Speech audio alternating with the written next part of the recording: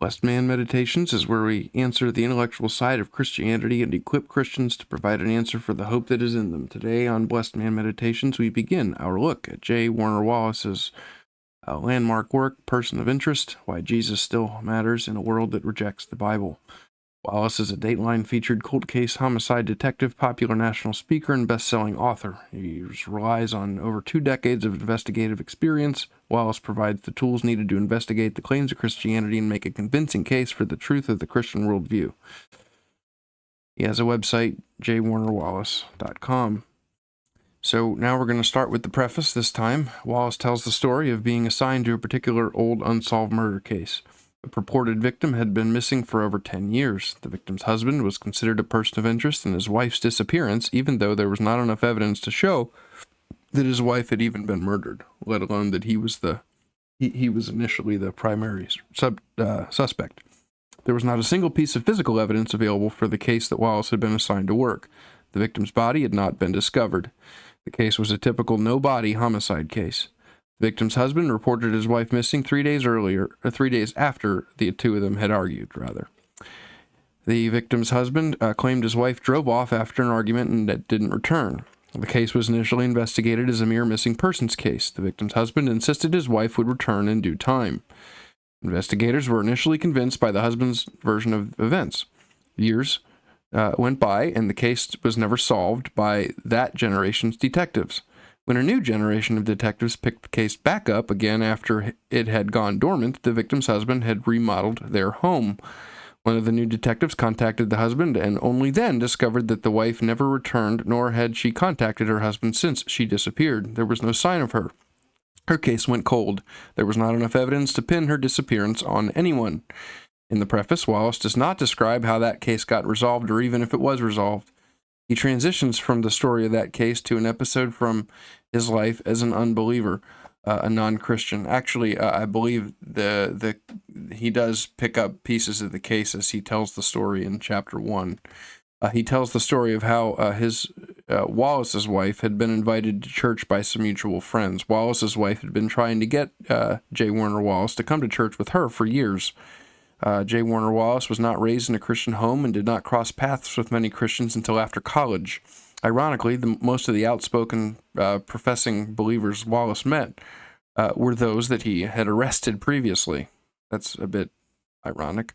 Wallace made it his practice to mock Christians in front of his friends and co-workers. God did not matter to Wallace because Wallace believed that God did not exist. He started out as an atheist. The Bible did not matter to Wallace because Wallace did not think the Bible reported anything that was true. Wallace was similarly disinterested in some obvious secular things, such as the Loch Ness Monster, Bigfoot, and Grimm's fairy tales. Just as most people will consider those things fairy tales, Wallace added the Bible to the list of things that he thought was a fairy tale. Wallace is right when he says that few of us order our lives around, spend time thinking about, or make decisions based on our belief in the Loch Ness Monster or Bigfoot.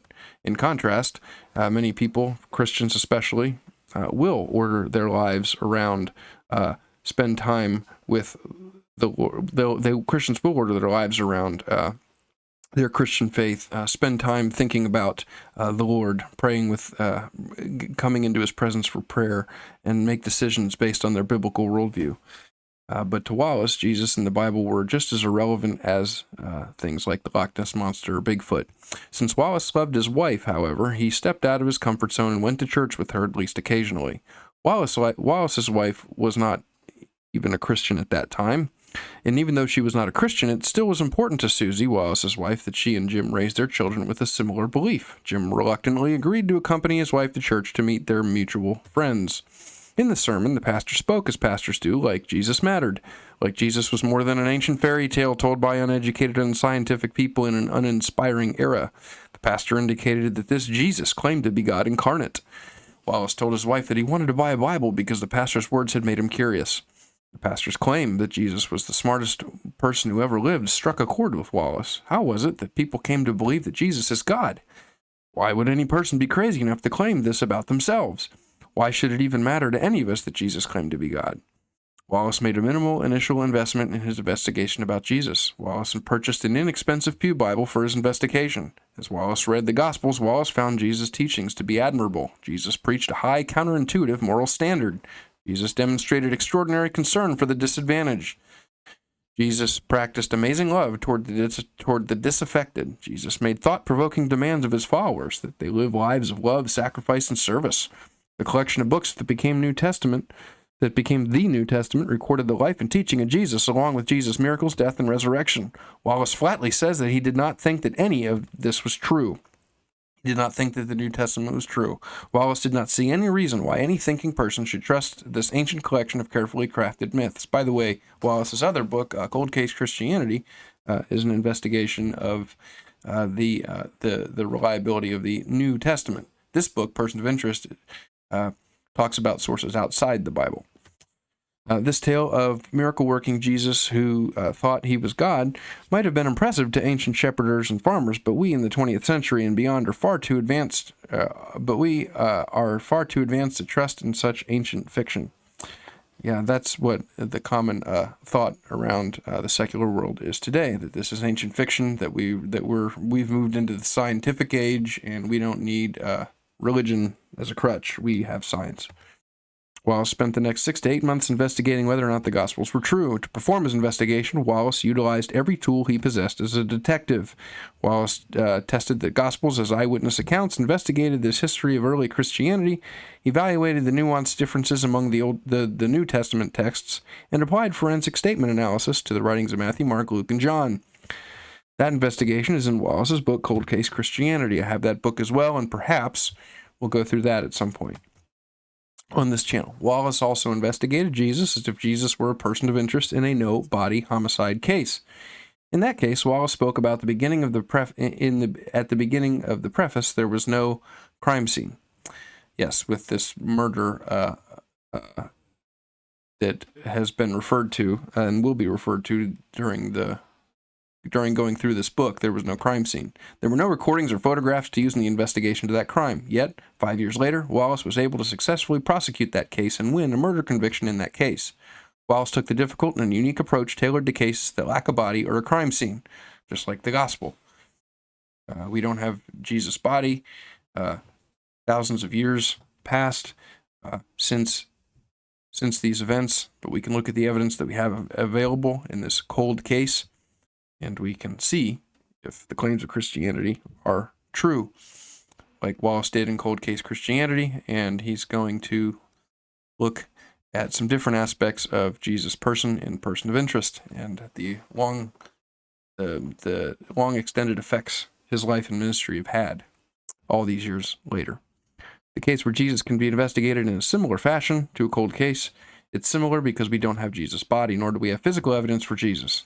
So even though we don't have Jesus' body, which, by the way, is a good argument for the resurrection, the fact that we don't have the body, we don't have physical evidence for Jesus. Despite these limitations, we can still make a robust case for the historicity and deity of Jesus without his body and without even cracking the New Testament. And that's what Person of Interest does. We make a case for Jesus without the New Testament, for Jesus' claims to be who he said he was without the New Testament.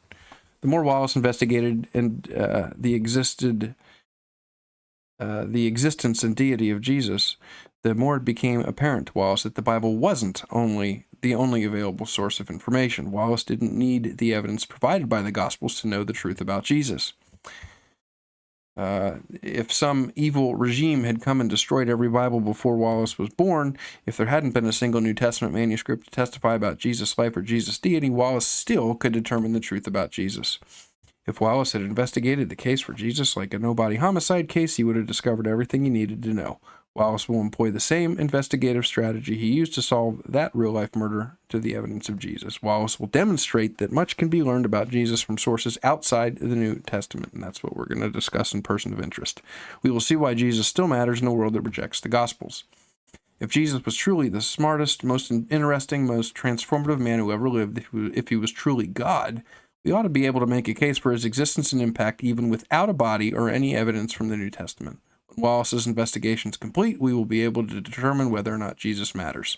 We will discover if he was a work of mere fiction, just another sage, or if history's uniquely divine person of interest.